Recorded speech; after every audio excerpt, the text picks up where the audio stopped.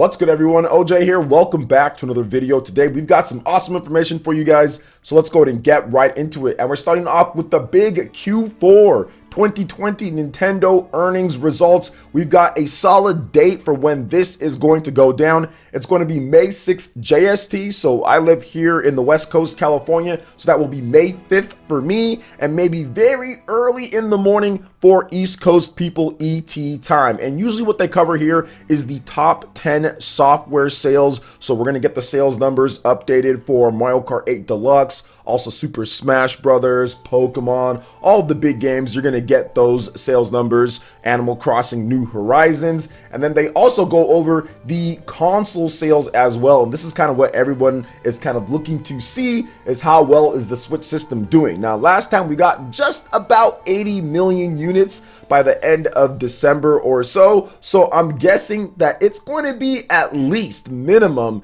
83 to 84 units worldwide when it comes to Nintendo Switch sales, because it's covering that last period, Q4, so from like January to March 31st. So I'm guessing right around 83 to 85 million, somewhere in that range. I mean, it would be nice if it was higher, but I'm guessing right around there. But we'll have to wait and see what Nintendo does have to say. But once it does officially pass that 80 million mark, which it already has, I mean, that will put it past officially the Game Boy Advance. So that's pretty cool to see. And of course, Nintendo still has a lot more games coming up. Now, we should get some clarity on maybe what they plan to do for the rest of the year. They will talk about that. There should be some like investor questions that do come out of this as well, but don't expect any type of big game announcements or kind of stuff to where they're going to reveal a bunch of different things in terms of plans. They just don't do that at this. This is just simply for the investors and also to show off or reveal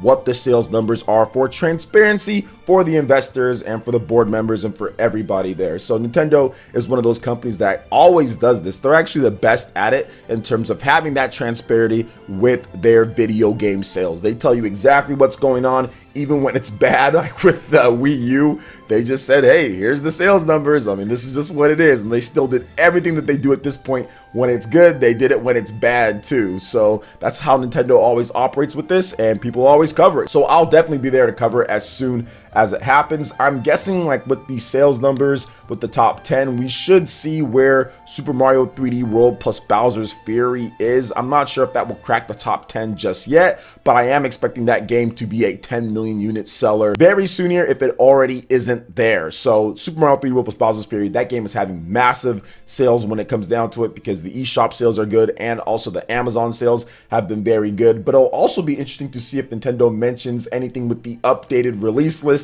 I doubt they will, but people always bring this up, like, okay, well, what's going down with Metroid? What's going on with Bayonetta? What's going on with these certain games that have like the to be decided type of thing there? So they'll probably still be just like that, guys, because that's how these are. And Nintendo, of course, announced them at like a E3, for example, or like at a Nintendo Direct. That's when we usually get those type of announcements. But I'm looking forward to seeing where the sales numbers are exactly at and what's in the top 10, and also what Nintendo talks about as well in terms of other games that maybe necessarily didn't crack the top 10, but they just wanted to give an update on those sales numbers, because they do that as well. They give the top 10, which you see the pictures, and they also give like a number of other games as well. I think another game to look at is like Luigi's Mansion. Let's see where that game is at too. So could be interesting to just see where all the sales numbers are at and kind of where Nintendo's going to go going forward from here. So what are your thoughts on this here, guys? May 6th JST for the Nintendo Q4 earnings sales reports. Let me know your thoughts in the comment section below. All right, and moving on to the next topic here. Monster Hunter,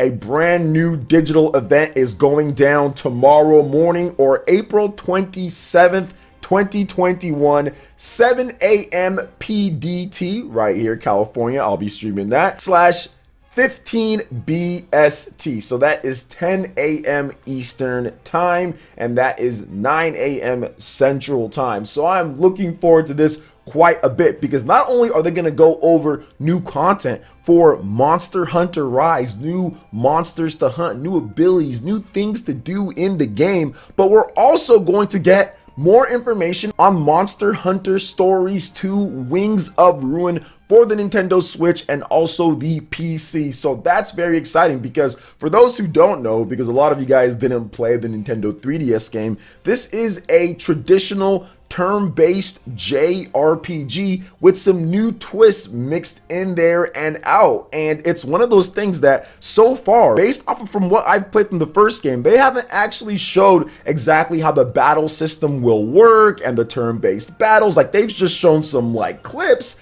but they haven't showed the HUD and kind of how things look like from a normal gameplay standpoint, how you go about quests, how you do certain things. They just kind of presented it in a way that just looks really cool, right? Like, people still don't really know about this game if they didn't know what the first game was about. So it'll be interesting to see if they actually show that off in this presentation, because I kind of want to see some more of the meat and potatoes of the game, the mechanics, and how they're going to do like the RPG elements in here. And I'm hoping that they finally show that off this time. Now that Monster Hunter Rise is out and it's absolutely killing it on the Switch sales wise, they can kind of shift focus just a little bit to showing people some Monster Hunter Stories 2 Wings of Ruin, and all the people that are new playing Monster Hunter Rise will start to understand a little bit more about these monsters and kind of what's going on and kind of what they're doing with it, because it is a nice link once you actually know more about Monster Hunter. Monster Hunter Stories 2 becomes a lot better. Now, one question that I do want to answer that a lot of people ask me is, do you need to play the first game in order to play this one? And based on what Capcom's just said just a bit here, obviously it would be great if you played the first one, but you will be able to hop into Monster Hunter Stories 2 and just kind of know what to do based on what they've said so far, based on what I'm hearing as well. But yeah, it would be great if you can play the first one. Now, the first one's only on mobile and on the Nintendo 3DS. So those are the two options that you have to play that, or if you have some type of thing to where you can play it on your PC via mobile or whatever the case is. But those are the options for the game. So you can check it out there if you want to. So what are your thoughts? Monster Hunter digital event, April 27, 2021, 7 a.m. PDT, 10 a.m. Eastern time. I will be streaming the show. I'll be up bright and early for this one, getting you guys prepped, ready to go. So what do you guys think about this? Let me know your thoughts in the comment section below. All right, and moving on to the next topic here, we have some Neo, The World Ends With You new gameplay length information. According to the producers of the game, Neo, The World Ends With You will be at least 50 hours for the story. And also, if you do all of the content in the game, it could break 100 hours. Now, for those who don't know, the first game, The World Ends With You, is not a 50-hour game. I mean, maybe it's about that much if you try to do every single thing in the game, but that is significantly longer than the original game, which I've seen people beat in like 20 hours plus or something like that, right? Some people can speed run it maybe even faster than that. I don't know the world records, but I know when I beat the game back on Nintendo DS, I think I took about 30 hours or so, something along the lines of that. So this game is a lot more than what we got, and even in the remix version on the Switch as well, it's more. So this is great to see. I always love to see these RPGs packed full of content, and 50 hours you'll be getting more than your money's worth on the Nintendo Switch or the PlayStation 4, whatever system you decide to pick it up on. And on top of that, with the extra little information here, shout outs to my man Stealth that kind of put me onto this. Also, 100 hours with total content with side quests and other things, leveling up and doing everything that you can in the game.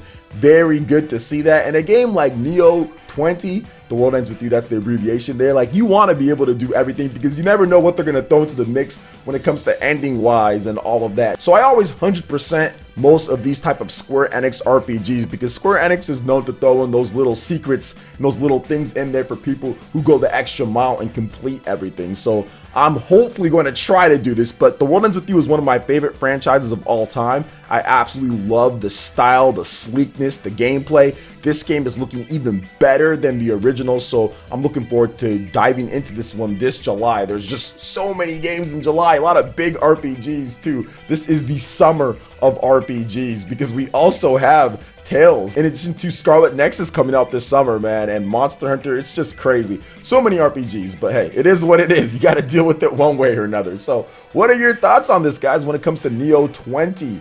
Let me know in the comment section below. All right, and moving on to the next topic here, guys. Hyrule Warriors Age of Calamity and digital sales have been revealed from Koei Tecmo. So worldwide total shipments and digital sales for Hyrule Warriors Age of Calamity has surpassed 3.7 million units according to Japanese publisher Koei Tecmo. Now, the game was last reported around 3 million units on November 24th, 2020. Hyrule Warriors Age of Calamity, of course, came out last year. So it's good to see that the game has continued to sell at a steady clip because it's moved another 700,000 units since late November 2020. So very good to see that. Now, what's coming up for this game? Well, June, or actually May, starting out here, late May, we are getting a little update for the game, as you guys can see right here. In addition to that, June is when the actual content, when it comes to meat and potatoes, starts rolling out as well, and it continues on there. So I'm very excited to see the future of this game. If you look at like the Legend of Zelda 35th anniversary on top of the DLC schedule, the season pass, and what they're doing there, I think that this will easily push the game by the end of the year past the 4.5 to 5 million mark. It should be right around there. This is already the best selling Hyrule Warriors game of all time and the best selling Warriors game of all time, or Muso game of all time. It easily smokes many of the games that came out before it, and that's a very good sign because the game hasn't even been out for like a year. It just came out November of last year, so the sales are going along great here. And with this content coming up and the 35th anniversary, I think the sales are going to continue to sell at a nice and steady clip each month. So what are your thoughts on Hyrule Warriors Age of Calamity shipments and digital sales topping the 3.7 million mark? Let me know in the comment section below. All right, and moving on to the final topic here, we've got a brand new state of play featuring Ratchet and Clank Rift Apart and 2 indie titles April 29th, plus 15 minutes of new gameplay coming in for Ratchet and Clank. This should be a great state of play considering how awesome Ratchet and Clank A Rift Apart looks. You guys are checking out this brand new trailer that Insomniac just dropped recently, and this game looks absolutely gorgeous. Now, for the state of play broadcast, you can catch that April 29th at 2 p.m. PT / 5 p.m. ET. And you'll also be able to watch it on YouTube in English and Japanese, plus it'll also be on Twitch. Now, another thing here, guys, I will be streaming the show as well. So we'll be starting up about an hour or so early, like we always do, hyping you guys, getting you ready for Ratchet and Clank A Rift Apart. And I think the best thing about this game is that it looks like a full-blown PlayStation 5 game. Now, Returnal looks great, don't get me wrong, but with the graphics and obviously the budget, you can see House Marquee is not Insomniac. Insomniac seems to be taking full advantage of the PlayStation 5 more than I've seen with any other game so far. Some people said Demon Souls, and I was like, okay, Demon Souls looks great and everything, but PS3 game and everything, like, I get that, the game looks awesome, but this to me, exclusive PlayStation 5, taking advantage of that SSD, and it looks absolutely incredible, Pixar-ish. So I am down to pay $70 for this game. This is really worth $70 to me, and I'm going to buy it day one with no actual like apprehensions about it. Like Returnal, it's like, okay, I'll check it out, you know, but I'm like iffy on some things. But Ratchet and Clank is that game, and it's just a snippet, a taste of what we're going to see when it comes to the major PlayStation 5 games, because Sony's going to go in on their big franchises. When they go big with their franchises, they're going to go big on PS5. We might not get as many games as we got in the PS3 and PS4 era, but hey, when they do go in on games, it's going to be absolutely incredible. So good to see on that front. So what are your thoughts when it comes to all the different stuff that we talked about here? Nintendo sales numbers, Monster Hunter, Hyrule Warriors, and more. Let me know your thoughts in the comment section below. All right, guys, that wraps it up for this video here. Check out the links in the description. We've got Twitter. Going to give us a follow on there. Stay up to date on all the latest gaming news and information. Also, make sure you like, comment, and subscribe, and share this video if you can. Thank you guys so much for watching, and we'll catch you for the next one. Peace.